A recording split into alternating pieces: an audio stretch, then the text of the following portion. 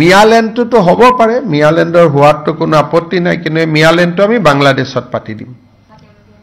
চব মই এটাই কথা আপোনালোকক ক'ব খোজো, 1,29,000 বিঘা আমি মাটি মুক্ত কৰিছিলোঁ উৰিয়াম ঘাটৰ সফল এভিকশ্যনৰ পিছত।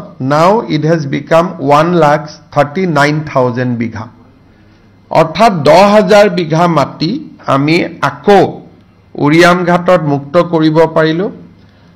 I'd like to thank Chief Minister of Nagaland, Sri Nephew Rio also, for helping us, cooperating with us in the eviction drive. In fact, Nagaland Police, CRPF, which is in charge of DAB area to maintain the neutrality, everybody has helped us in this eviction drive.